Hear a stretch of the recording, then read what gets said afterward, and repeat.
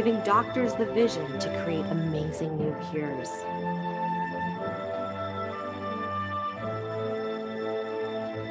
And using the heart's own magnetic field to diagnose itself. I am a guardian, searching a mountain of data to keep us safe when we travel. And a sea of people to find a lost child.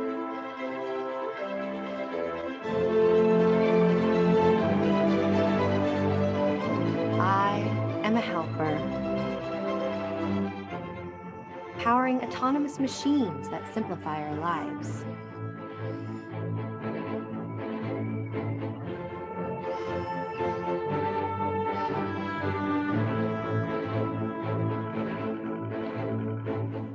Capture our greatest adventures.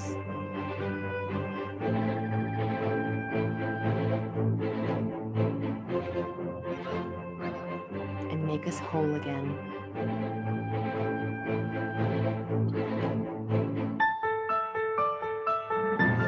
I am a visionary, enabling taxis that don't need steering wheels, and those that don't need roads.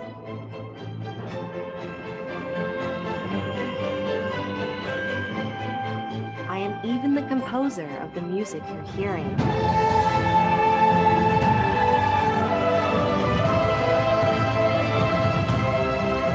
I am AI, brought to life by NVIDIA, deep learning, and brilliant minds everywhere.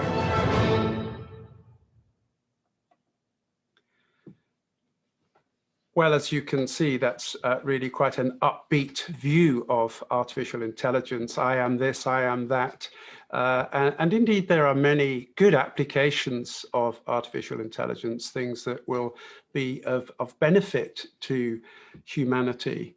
But for those of you who have watched The Social Dilemma, you will perhaps have begun to become somewhat acclimatized to the idea that artificial intelligence does in fact pose a number of potential problems. The Social Dilemma is all about social media and how it controls us, polarizes, manipulates, monetizes, and indeed potentially harms us as individuals. And we've seen really an outpouring of this most recently in the Capitol Hill riots that took place on the 6th of January this year, quite unprecedented in the United States. A lot of violence, 6 people, I think, actually killed in that outrage that took place. And a lot of this really fueled by the very toxic artificial intelligence, strictly machine learning algorithms that lie behind social media and many online platforms these days. The whole aim of these algorithms is basically to draw you in, to increase user engagement. And in fact, it's been shown that leading you down what we call rabbit holes and getting you interested in some latest conspiracy theory or piece of fake news. Fake news is looked at 6 times more than genuine news. So clearly, it's going to engage people more if they get sucked in and pulled down that rabbit hole to investigate. And then your news feeds get filtered. So it builds up a community that is really revolving around this particular idea, whether it's fake news, whether it be conspiracy theories. And this has posed a real threat to democracy, and has caused a lot of debate and discussion, of course, in the US and even wider afield. But there are other areas that have been in the news quite recently, in the last few years, in fact. The persecution of the Muslim Uyghur community in northern China. And that's been all orchestrated through the use of facial recognition and tracking algorithms that basically are trying to identify suspects on maybe a criminal database. And it's quite alarming to discover that, in fact, underground church leaders are branded as criminals, and they're on the database too. So they have to be very careful to make sure that they're not around some of these cameras and caught on camera. So we can see the dangers of this sort of technology that is put forward as being for our safety. And it's often said here in the UK, the Metropolitan Police would say, well, the innocent have nothing to fear from something like facial recognition technology. But the question is it invading our privacy? Should our state have a right to survey its population in this sort of way? And then another area that has caused quite a lot of consternation in this in the UK. In December, we have a traditional Queen's speech, the monarch of the country, and Channel 4 put out an alternative Queen's speech, which I'll just show you. Well, very well said, what is genuine and what is not. And this was deliberately put together by Channel 4 to try and expose the dangers and the potential of fake news actually making someone say something that, of course, they never said. And what is quite alarming is the way this technology is getting ever more realistic. Here is a short clip of what would be regarded as a digital human, and the realism of this technology using artificial intelligence is quite astounding. I am a metahuman, the next generation of digital human powered by Unreal Engine. Metahumans are high-fidelity digital characters created by you, the user, on our new content creation platform, MetaHuman Creator. You create the narrative. I am metahuman.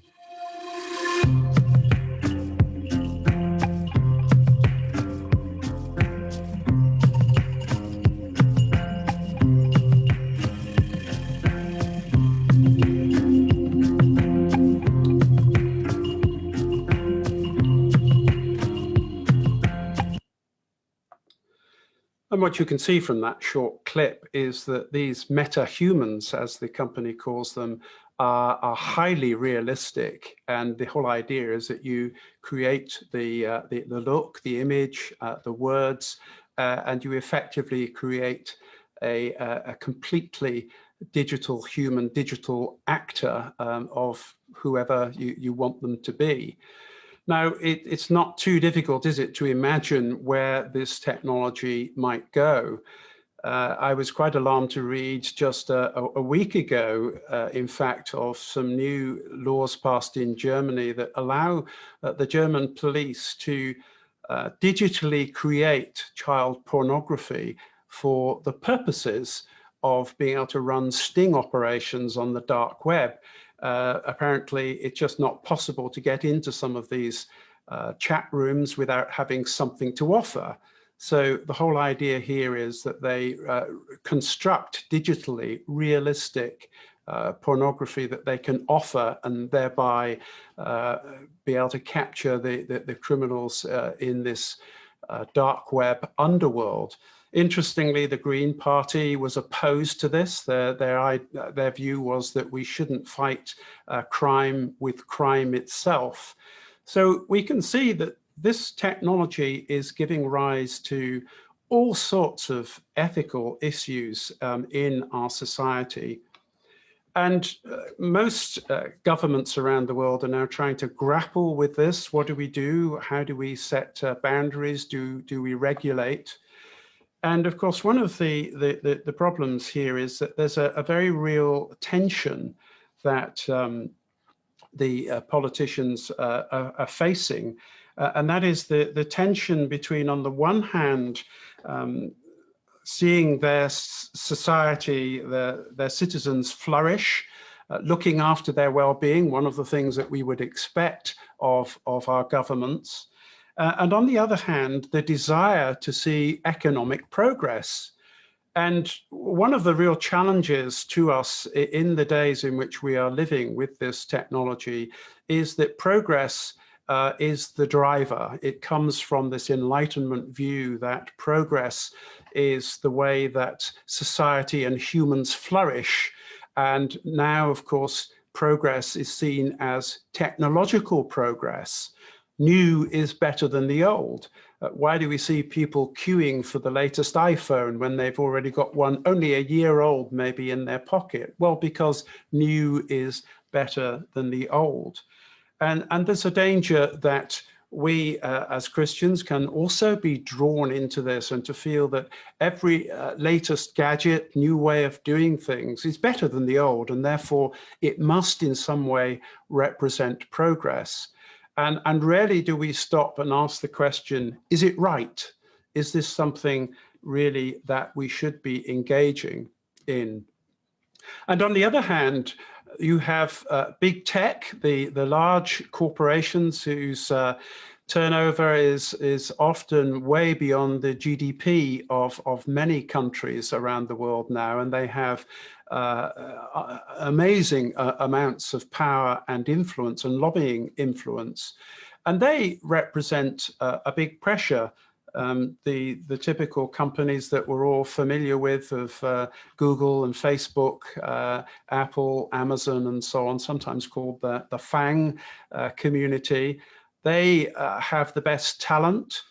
They are heavily invested into artificial intelligence technology. Why? Well, because they see it as a key part of their future as a business. And so they're big lobbyists when it comes to government policy and government regulation. Now, one of the things that I think I've changed my mind on over the years is the whole issue of whether technology itself is neutral. And really the issue is what we do with it that matters. And I'm now no longer convinced that that is the case. And in fact, I would argue quite strongly that technology isn't neutral. It shapes how we see ourselves, and it shapes how we behave, not only as individuals, but also as a society. And the reason that technology shapes us is because anybody who is behind a piece of technology, whether it's artificial intelligence or anything else, is a person who has values. And those values are often incorporated in some manner into that technology. Now, this is illustrated very vividly in some of the technology that is behind social media and online shopping platforms and even search engines. It is deliberately and intentionally designed to manipulate in the way in which the Social Dilemma documentary has highlighted, and many of key figures from the industry have spoken out about that. So on the one hand, technology is designed sometimes intentionally and deliberately to appeal to our vulnerabilities, to draw us in, to suck us in. But on the other hand, we know, don't we, as Christians, that we are also fallen creatures. We are sinful people. And so we are prone to temptation, to be pulled along through our vulnerabilities, whether it be fear of missing out, whether it be to do with our identity, fear of how we are perceived, for example, in social media by our friends. So technology, I would suggest, it doesn't in and of itself possess any morality, obviously, but that technology, once it is designed and once it is deployed and being used, has enormous influence on us, sometimes without us realizing it. And that is something that we really do need to take account of. Now, these concerns, ethical concerns that are being raised by documentaries like The Social Dilemma and various events like the Capitol Hill riots and so on, they're often being framed in terms of human rights issues. In fact, I would argue that that's one of the dominant ways in which the world around us is thinking about what the ethical issues are. And it's about equality, discrimination, privacy. The University of Essex has a project called the Human Rights, Big Data and Technology Project. And for them, these are the key things, key issues that they're looking at and exploring in terms of artificial intelligence technology. The Toronto Declaration put out by Amnesty and Access Now, again, similarly looking at the way in which this technology may be impacting human rights. Now, there is, of course, a human rights dimension, but I find it interesting as a Christian to ask the question often of these people is, where do you get this idea of human rights from? And in fact, when we look at the whole human rights charter, it really comes out of a Judeo-Christian heritage in Europe. And of course, we can trace some of these concepts back to the Bible itself and what God teaches us in the Bible. I think that a much more useful set of questions for us to ask, rather than just how is this impacting our human rights, is to ask some rather more broader questions. And I would suggest that these should be along these lines. Firstly, we need to ask, what is this technology here? We're thinking of artificial intelligence. What is it doing for us? What is gained by using this technology? Why are we using this piece of technology? And the opposite side of the equation is to ask the question, but what is it doing to us? What is lost in using this technology? Why are we using this? Why are we using social media, for example, rather than human-to-human embodied face-to-face interaction? And I think that taking these questions and applying them specifically to artificial intelligence can be very helpful in enabling us to really think through, what is this stuff doing to what it means to be human?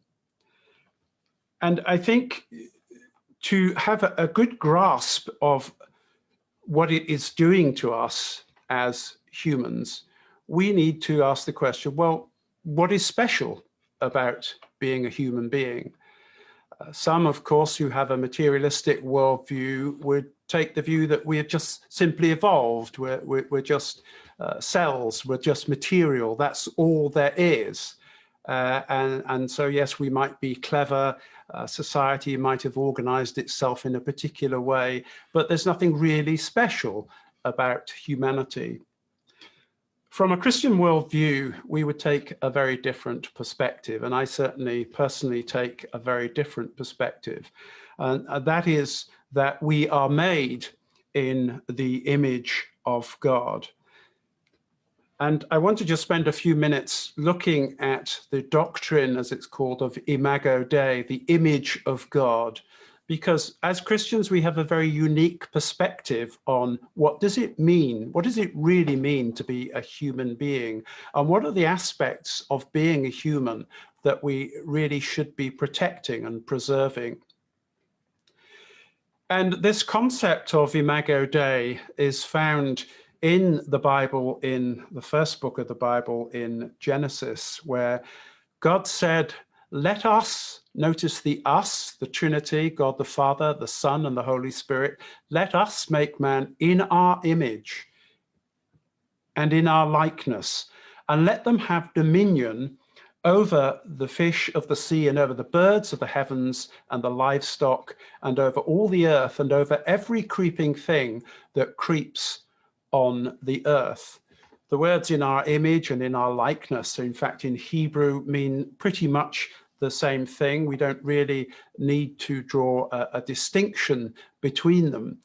But there's something very special going on here. The great God of creation is saying to us, I have made you in my image, something of his essence. Now, clearly God is metaphysical, so he's not speaking there of creating us to look physically like him, but rather to be something of his essence.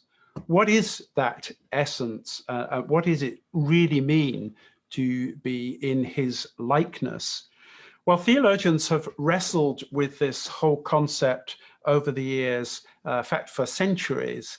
And the traditional way of thinking about this has been that we are made like God. We have something of the essence or the characteristics or the nature of God. And what is God like then? So what are some of the characteristics of God that we may have been made in the image of? And the key things that we can see are that God is ultimately a God who is a moral God, a God who has freedom to do as he pleases according to his moral excellence. He always does that which is right. He is a God of reason, and we see that even explicitly spoken of in Scripture. Come, let us reason together, says the Lord. And we can see that flowing out of this freedom, this moral freedom that our God has, he is also a God of love. You know, you cannot really love without having freedom, without having free will. Otherwise, it is not real, it is not genuine love. And that is something, of course, that we as humans know and appreciate. We appreciate that concept of love and the freedom to actually express love.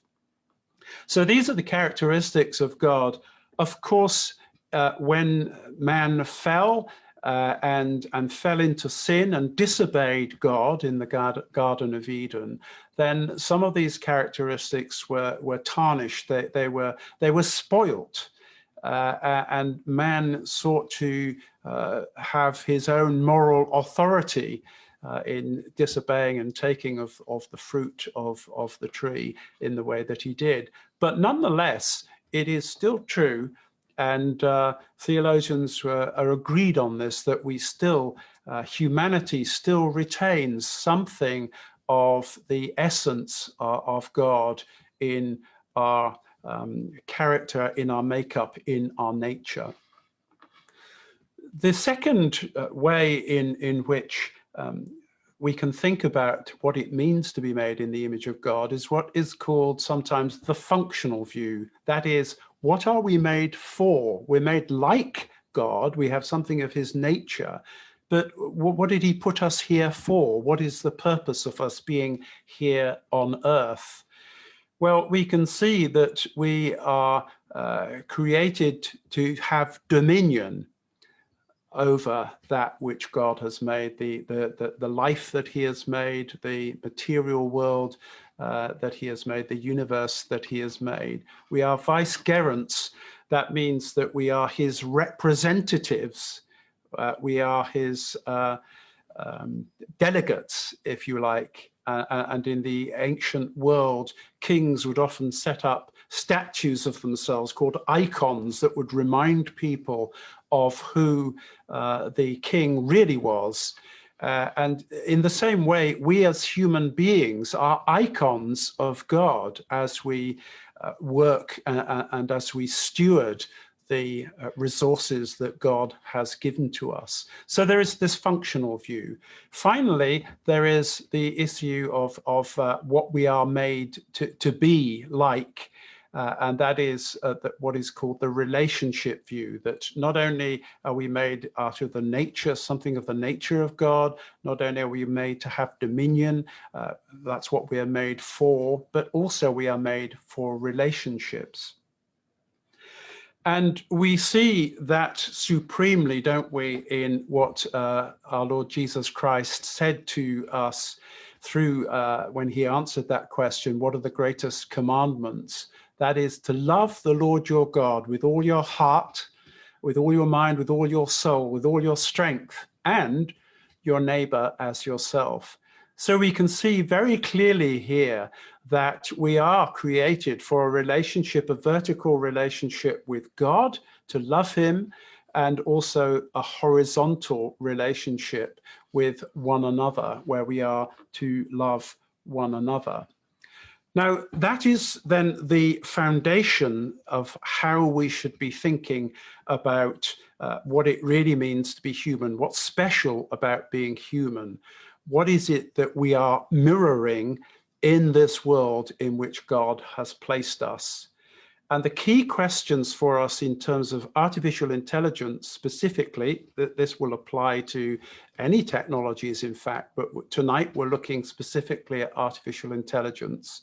The questions we need to ask ourselves are, in what way does this technology impact the image of God in us? In what ways does it dumb down, diminish, tarnish, spoil not only the image of God in us, but our ability to mirror that image?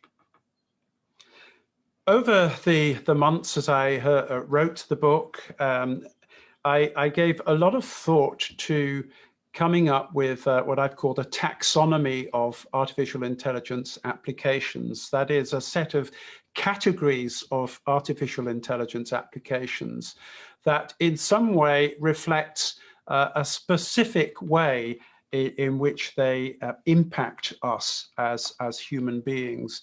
You can see those 6 areas in this slide, in this pie chart.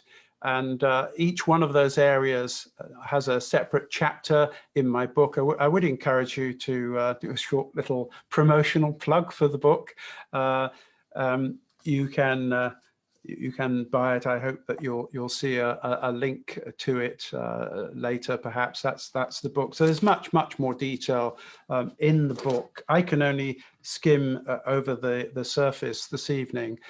So there are 6 areas that I feel have very specific impacts on our humanity and what's special about being human. Very quickly, that's people and data surveillance, where we might be using facial recognition, gait analysis to survey and to identify people.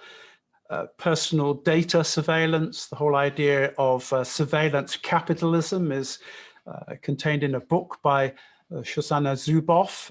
She puts forward this idea that capitalism has been turned on its head through the likes of Google and Facebook, where they for free give you a platform in which you can do lots of things in exchange for all of your personal data, which they then package and manipulate and sell on to advertisers.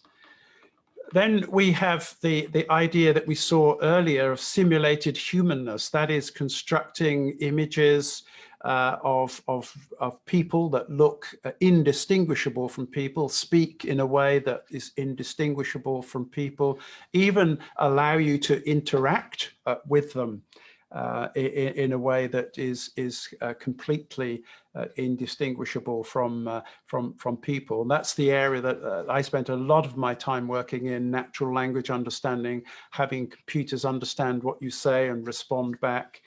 And that's we can find in common products like Alexa and Google Home, Siri, and so on.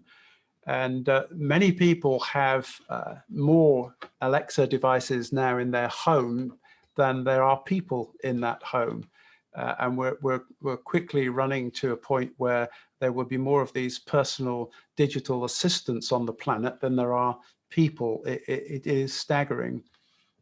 Another area is where we give moral autonomy to an artifact, such as an autonomous weapon, or even a self-drive vehicle. And this is quite a controversial area, but if you think about it, for a vehicle to be able to drive itself without any input from a human requires it to make moral decisions, particularly in the situation of potential fatal accident. Does it kill the mother and the child in the pram, or the older people on the crossing? These are the sorts of moral dilemmas that can be posed. Then we have the use of artificial intelligence to replace our cognitive skills. And it's used in areas like setting bail, deciding whether somebody should have bail or not, what risk do they pose to society, all the way through to medical diagnosis, and even interviewing of candidates, screening of candidates for jobs.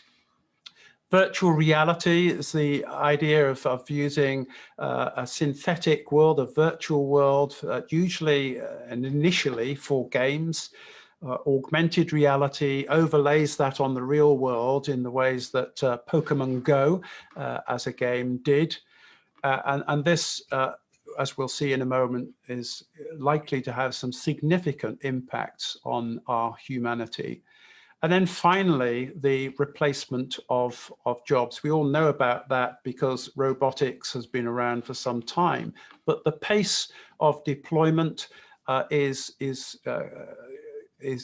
increasing, and especially where software is used rather than mechanical robots. Software can be easily replicated, and many skilled jobs are now being taken or replicated by software, machine learning, artificial intelligence software. So those are the 6 areas, a very, very brief thumbnail sketch of the 6 areas. As I say, you can find much more detail on those in my book. So if we ask ourselves the question then, why are we using this technology? What is gained by the use of this technology? Across all of these applications, usually the answer is convenience and efficiency. In the case of self-drive vehicles, people are arguing they're going to be much safer. In the case of surveillance, facial recognition surveillance, authorities are arguing, well, it's going to make for a safer society. I've put a question mark against that because actually the evidence is really not yet in as to whether that itself as a claim is really true. So those are the questions that we need to be asking. What is it doing for us? What is gained by it? But the more difficult and challenging questions perhaps are to ask, what is it doing to us? What is lost in the process of using this technology? And in the minutes that are left to us, I want to very quickly just go over 1 or 2 of these application areas just to illustrate the threats that these technologies are to our being image bearers, and they are tarnishing, dumbing down, if you like, the image of God in us. And here I have looked at just 2 of them. The surveillance of people using facial recognition, and also the use of our personal data. Now, one of the real challenges here, and this is something that some of the documentaries are picking up on, is the injustice that can occur in things like the use of facial recognition because of data bias. These systems really are only as good as the data that they're trained on. And of course, there never can be a completely representative set of data. In China, you would expect that the bulk of their data would be of Chinese people and their ethnic groups rather than white people. And the reverse might be true of a system developed in the UK or Germany or the United States. So the other aspect of them is that they are not transparent. We don't know how they came to their conclusion. It's just a probability that is given. So injustice is something that is often perpetrated by these systems. And as Christians, I think we would be those that would say we should do justice and righteousness. We should do what is right. We should act justly. And therefore, we should be very cautious about using these applications in this way. One of the ways in which we can think about our face, our gait, any aspect of us as an individual, our likes, our dislikes, what we buy, what we look at on the internet, these personal artifacts, I would suggest are part of what we could call our digital identity. And the Bible is really very clear about property and that we should not steal another's property. And I want to put forward the idea that our digital identity is owned by us. It is part of us, and therefore it is our property, perhaps even more than our property. And therefore it is not right that it should be stolen. And yet this is happening every day under the guise of, well, you have consented to the use of this platform by giving us your data. But really, most people have absolutely no clue as to the way in which their data is really being used. And if you were to give people what is called informed consent, they would no doubt have to look through hundreds of contracts that these companies have with their third parties and their customers in order to give real informed consent. I must move very quickly on as time, I think, is running out for our seminar. The other areas that we can look at are simulated humanness, that is creating artifacts that look like us, that act like us, such as Alexa, even a sex robot. And there is a lot of empirical evidence out there, particularly for the younger generation and for children, that is the engagement with these artifacts, the engagement even with social media, which is not a real relationship, it's a virtual relationship, is damaging our relationships. And children are finding, it's being found that children have less empathy than perhaps an older person might have learned in the process of growing up. Children often prefer virtual interaction rather than a face-to-face interaction. And of course, we have seen through the whole idea of Twitter storms that people are very, very willing to vent their anger and their wrath at people because they're not face-to-face. There's no real comeback. And so what's happening here is that we are replacing an embodied reality, that is human-to-human interaction, with a virtual reality. Even actually what we're doing this evening is a virtual reality. I'm not actually, unfortunately, standing and sitting in the same room as you, and I would love to be there with you. So this virtual reality can be replacing embodied reality and having a really negative impact on our relationship. Now, remember, we are made for relationship, to love God, to love our neighbor as ourselves. And so this can be a very real danger to mirroring, imaging God. And another deep danger here, of course, is that the artifact itself eventually becomes an idol. It's remarkable, you know, that people relating to Alexa begin to treat Alexa just like a real person. They think that they owed an ethical obligation. Some have even suggested to me that artifacts should have rights to protect them, for example, in the case of a sex robot from abuse. These sorts of concepts seem to me to be really at odds with a Christian worldview of what it means to be a human being and what is special about a human being. Now, I'm going to move on quickly because we are getting short of time. And just to say that I think that this technology represents for us what I've called a spectrum of risk.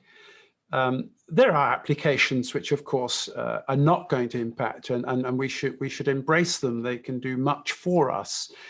Talks like this, of course, always tend to come across as very negative, because my focus this evening is on the harms, not on the good things that this technology can do for us.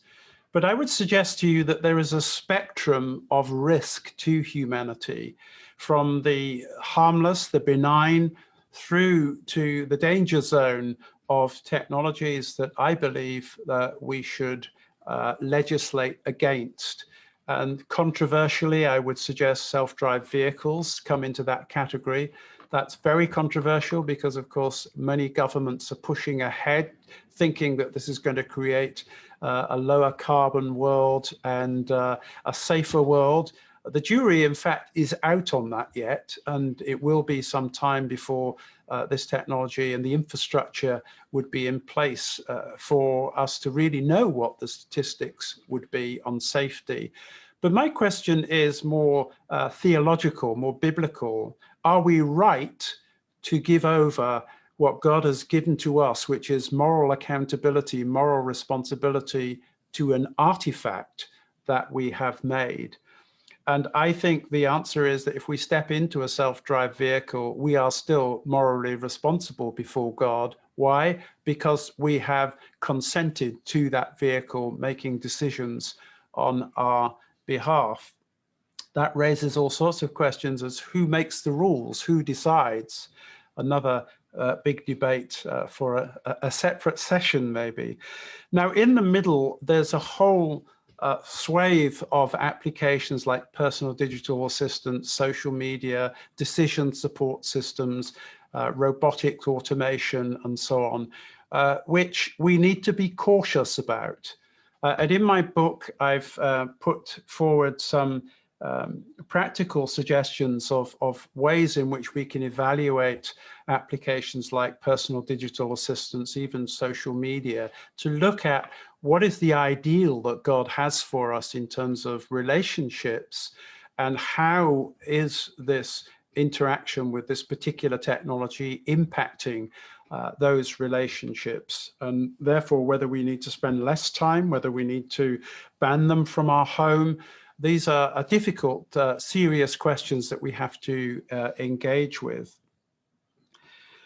We need to remember as Christians that we are God's image bearers. We are the ones that He has made as icons, not the digital humans that we create. And I have come across even Christians suggesting that digital humans might be able to worship God. I, for the life of me, cannot understand where that comes from theologically, if we have a really good foundational understanding of what the Imago Dei is. But I'm open for pushback in those areas. And then I think we also run into a danger in these areas of the use of artificial intelligence, of letting them become idols, and a danger of idolatry. I would go so far as to say that, in fact, even as Christians, we have let some of this technology become our idols. And one of the big challenges that I put out to people very often is when they say, well, no, I'm not addicted, it's not an idol, is that, well, okay, just get rid of Facebook or get rid of Google search. And it's interesting how reluctant people are to even stop using or reduce the amount of time they spend on certain applications like this. Now, as I close, I think one of the ways in which we can navigate this whole area of how should we engage with this technology, should we engage with it, is to use what I've called a virtues framework. And you can see this explained in my book. It's this idea that you analyze the applications for their potential impact on personhood. I've given you a flavor of that this evening. But then what to do about it is where virtue comes in. And we need to ask ourselves the question, particularly where sometimes there are conflicts, like the whole issue of predictive policing, where it might lead to greater safety on the streets, but there could be a loss of freedom or a loss of privacy. How do we opt for one or the other? How do we decide? Do we use what is called utilitarian ethics, which is the greater good argument? I'm arguing that as Christians, we should put forward the notion of virtue. In fact, Plato suggested that a good society was a virtuous, or city was a virtuous city, or a virtuous community. And so concepts of justice, wisdom, courage, self-control, love, and faith and hope are key aspects of virtue that we need to bring to bear when we evaluate what to do. And sometimes they would result in the opposite, perhaps, of the greater good argument, where it would take courage to say, well, actually, I would rather be a bit less safe, but have my freedom and my privacy, and not use surveillance, facial recognition surveillance. And it might argue that it would be more just for society because it would avoid false accusations. So we can see that we can apply here these virtues in thinking through what we do with this technology and how it might impact on our humanity. So then, just to wind up my talk this evening before we come to some questions, which I hope you have for me, I would summarize everything that I've said this evening by saying that the huge danger that artificial intelligence applications have for us, some of them, is that they can be stealing our minds, our relationship, our freedom and privacy, stealing our morals, stealing our jobs, and even stealing reality. What is real? If you think about some of the ways in which digital humans could be used in an augmented reality world, it doesn't sometimes bear much thinking about. But the end result would be that this technology would steal our reality. So I leave you with that thought this evening, that our obsession with technology is in danger of stealing what it means to be a human being made in the image of God. Wow. Thank you. Thank you. Thank you very much, Jeremy. This was like drinking from a fire hose. It surely is a huge topic and very important. This was a great presentation, indeed very clear, biblical, practical. We've seen lots of applications, but also frightening and challenging. And thank you for the call for action. And friends, I'm sure you have a lot of food for thought tonight. We have seen a little bit of how is AI impacting our value as the Creator gave us, our call to exercise dominion over the creation, and also our relationships. Now we come to the moment when we want especially to give thanks to Pro Docens Media for all of your support. And we want to greet all our viewers now as we end this first part of the webinar. Blessings to you all.